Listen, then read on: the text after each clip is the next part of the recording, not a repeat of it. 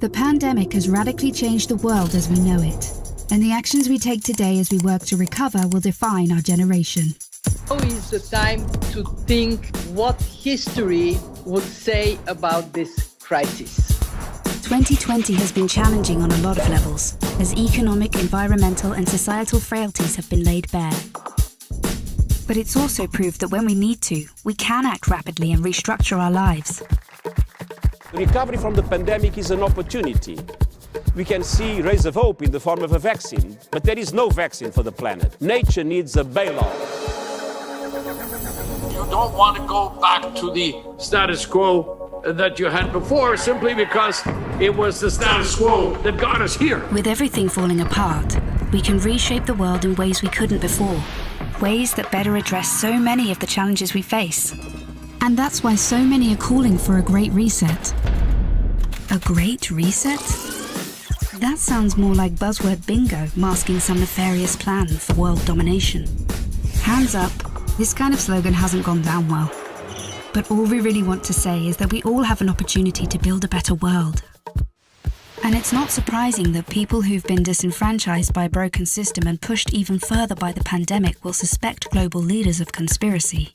But the world's not that simple. Every one of us has differing priorities, values, and ideas. That's part of why solutions are so hard to come by, and why we all need to be involved in the decision-making. Because whether it's politicians, CEOs, academics, activists, or you, we're all about getting people together, even those you may not like, to sit down at the table and develop solutions that work for all of us. But we need enormous trust between the private sector and the public sector for this to actually work. That trust is hard to come by. it's time for people to work together, listen to each other, and build this trust so we can move towards a better world. And we really need one. Because while the pandemic affects us all, it's clear it affects some more than others. The first people who are hit are the people at the front, those who are vulnerable. It is those on the front line who take it first, and that is simply unacceptable. See, at the start of 2020, 1% of the world's population owned 44% of the wealth. And since the start of the pandemic, billionaires have increased theirs by more than 25%, whilst 150 million people fell back into extreme poverty. And with climate change set to dwarf the damage caused by the pandemic, the message from 2020 should be abundantly clear. Capitalism, as we know it, is dead. This obsession that we have had with maximizing profits for shareholders alone has led to incredible inequality and a planetary emergency. But no one can do this alone, and top-down approaches won't get us anywhere, because everything we've learned in our work has shown us that diverse voices lead to better results. And it's for these reasons that the forum talks about something called stakeholder capitalism, which would shift businesses away from just profit.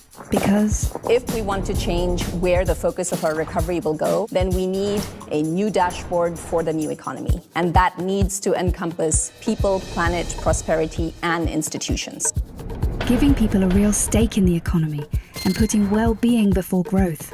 And that's all about getting the right people in the right place at the right time. We must rebuild our relationship with nature for the survival of the peoples and our planet. We have a window of time which is closing, and we need everybody who cares to get together and find solutions now. It's the people who have great ideas and who share them with others. They're the ones who are shaping the future.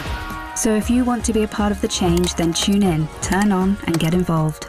Follow the Davos Agenda, right here, online, on YouTube.